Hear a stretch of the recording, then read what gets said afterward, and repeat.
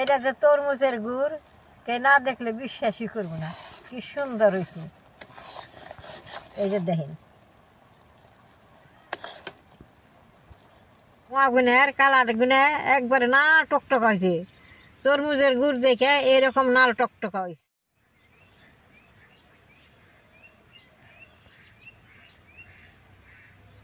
দাদা ভাই, দিদি ভাই, নমস্কার। অন্ত শীতের দিনে এই তরমুজটাকে খাইতে চায় না, খেতেই পয়সা যায়। পয়সা যাওয়ার থেকে গুড় বানাইলে ঘরে অনেক দিন রাইখা খাওয়ান যায়। আমাকে এই জায়গায় অনেক তরমুজের ক্ষেত করছে। আমি খেতে যাইয়া এই 3 কেজি ওজনের একটা তরমুজ আনছি। তরমুজটা দিয়ে আমি গুড় বানাবো। তরমুজের গুড়টা আমি কিভাবে বানাই আপনারা সম্পূর্ণটা দেখেন। তরমুজটা ছোটা দেখা গেলে কি হবো, তরমুজটা বহুত ভারী। তরমুজটা আমি কাইটা নেবো ধুয়ে।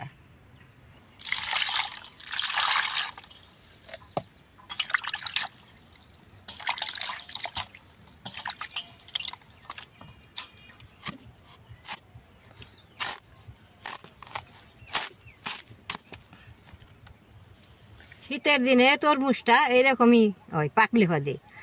গরমের দিনে টক টক করে, শীতের দিনে একটু সাদা সাদা থাকে।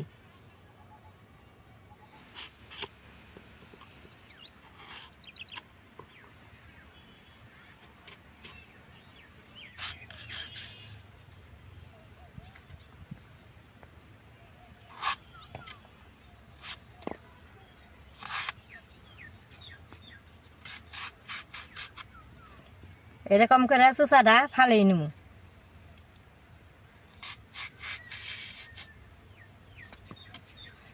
একটা তরমুজে তো বেশি গুড় হবো না, অল্প গুড় হবো। তরমুজের গুড়টা কীভাবে হয় তাও তো আপনারা বুঝতে পারবেন। পয়সা যার থেকে গুড় বানিয়ে ঘরে সুন্দর রাইখা খাওয়ান যায়।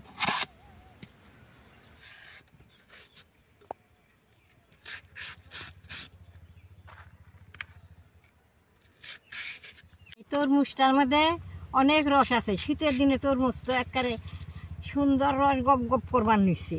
তরমুজটা আমি এখন চুকনি দিয়ে চুকাই নিব। চুকাই নিলে রসটা সত্যি করে বেরোইব।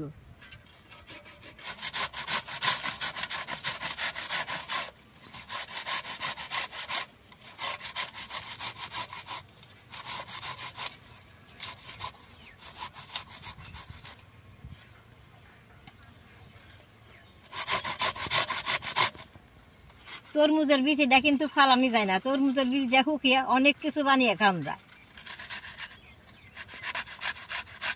এইভাবে গোসা নিলে দেখেন রসটা গপ গবা বেশি হয়।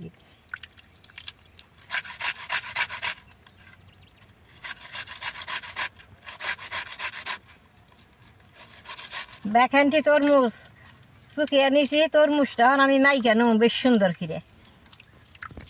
দেখেন রসটা কি সুন্দর গপ গপ করতেছি।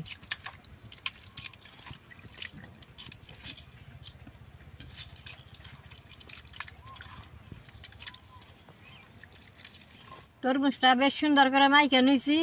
অনেক সুতির গামছাটা দিয়ে তরমুজটা ছাইকা নেব। ছাইকা নিলে রসটা বেশ সুন্দর হবো।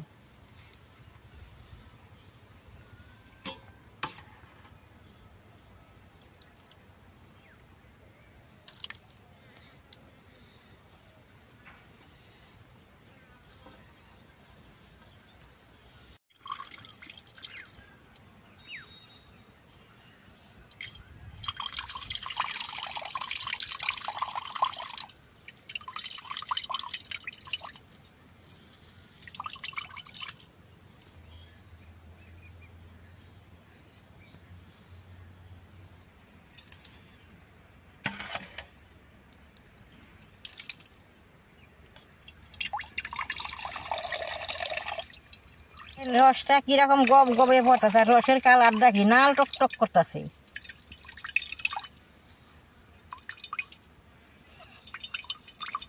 এই ছাবাটা যদি রাখেন, ঘরে যদি গরু ছাগল থাকে বেশ সুন্দর খায়। আমাকে তো ছাগল নাই, ঘরে গরু আছে, বাছুর গরু আছে, সেই বাছুরে খাওয়ামু।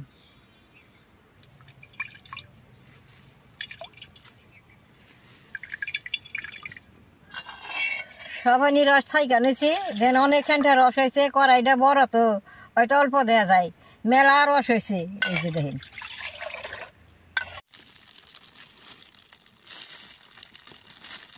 চুলাটা জ্বালাই নিছি, এখন তরমুজের রসটা চুলার মধ্যে বহাই দিম। এরকম করে জাল মারুম আর নাড়ুম, সুন্দর গুড়ুব।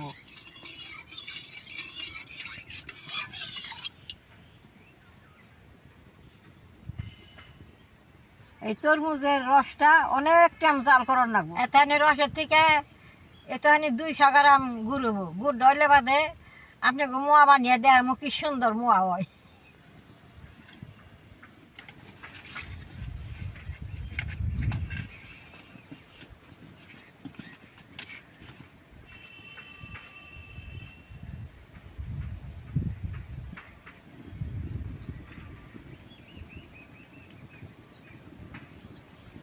বলকে বলকে জাল উঠবো, সুন্দর হয়েছে। এর মধ্যে যে গুড়ের কালার হইতেছে, এরকম করে গুড় ঢবো।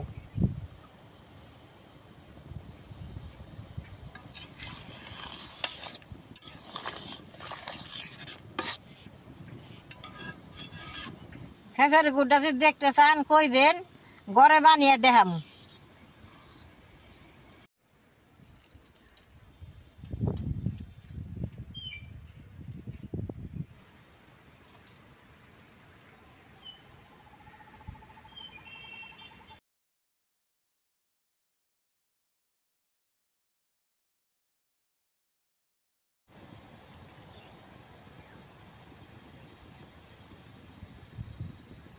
এক টাইম জাল করলাম, রসটা শুকিয়ে আইছে, খালি উতলাইব। উতলে উতলে বেশ সুন্দর গুড়ু, অল্প করে নাইরা থাকুন লাগবো। দেখেন সাইড দেখি সুন্দর কালার হয়েছে তরমুজের।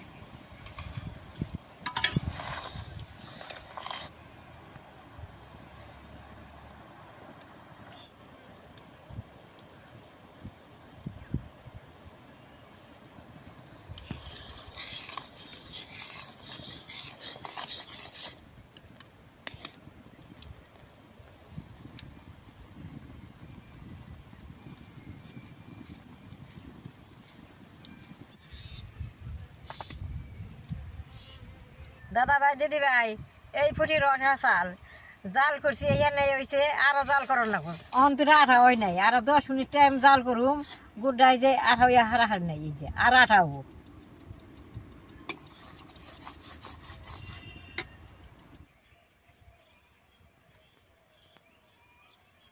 অনেক গুড় বানাইলে সুন্দর আঠা আঠা হয়। তরমুজের গুড়টা বানাইলে অল্প পিছলা পিছলাই হয়। এই যে দেখেন,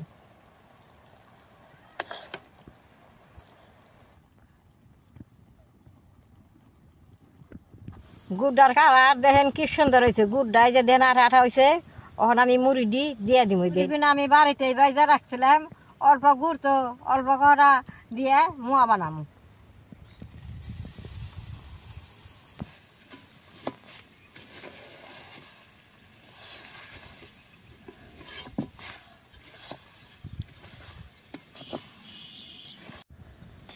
মোয়াটা পাক দিলে এরকম করার মধ্যে দিয়ে পাক দিলে এই যে সের মধ্যে আঠা আঠা নাইগিয়া রয়েছে, বেশ সুন্দর মোয়া হবো। কড়াইটা নামিয়ে মুড়ি ডলা দিয়ে মোয়াটা বানাবো।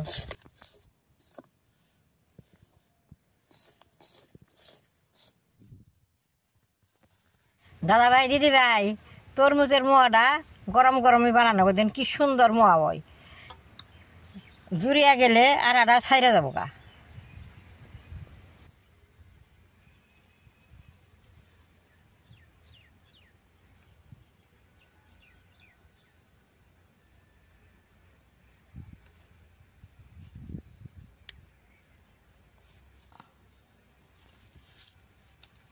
কড়ার মধ্যে তরমুজের রংটা নাই গাই রয়েছে, দেন কি সুন্দর রং।